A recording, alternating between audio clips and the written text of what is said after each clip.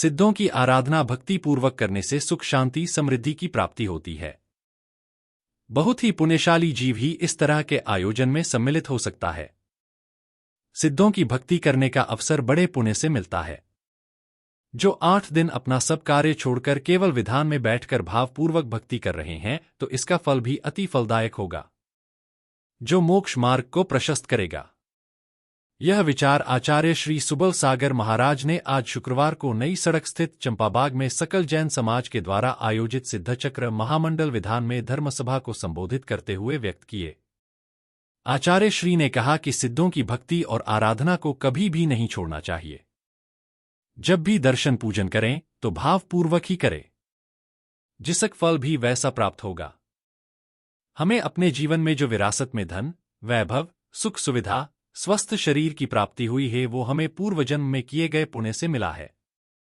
जो व्यक्ति मन के धनी होते हैं, जो किस्मत के धनी होते हैं और जिनका पुण्य जोर मारता है, वे ही साक्षात भगवान के दरबार में सिद्धचक्र विधान कर पाते हैं। जो पाप कर्म, तप और त्याग से नहीं कट सकते हैं, वो पाप कर्म सिद्धचक्र विधान करने से कटते हैं। आचार्य श्री सुबल सागर महाराज के चरणों का पद प्रक्षालन और शास्त्र भेंट श्रीमती पुष्पदेवी जैन ने किए। वही शाम को गाजे बाजे के साथ महाआरती बग्गी में विनय स्वीटी कासलीवाल परिवार के निवास दानावली शुरू होकर कार्यक्रम स्थल नई सड़क चंपाबाग बगीची में पहुंचकर संगीतमय महाआरती भगवान जिनेंद्र की भक्ति नृत्य के साथ की गई। आचार्य श्री के चरणों में श्रीफल चारतुमास समिति के अध्यक्ष डॉ वीरेंद्र गंगवाल, सचिव निर्मल पाटनी, बालचंद्र जैन, विनय कासलीवाल, वीरेंद्र बाबा, प्रमोद जैन, राजमल जैन, जितेंद्र जैन, प्रदीप जैन, मुकेश पहाड़िया, पंकज छाबड़ा आदि ने भेंट किए। संचालन उमेश जैन भिंड ने किया।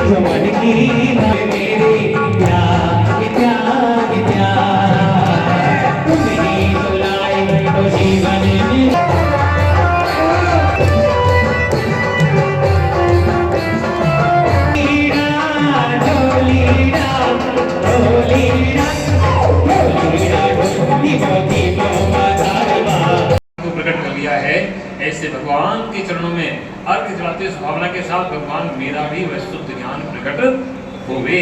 ओम ह्रीं शुद्ध ज्ञान स्वरूप को प्राप्त कर चुके ऐसे सिद्ध भगवान के चरणों में रखवाएंगे। ओम शुद्ध स्वरूपाय नमः अर्घ।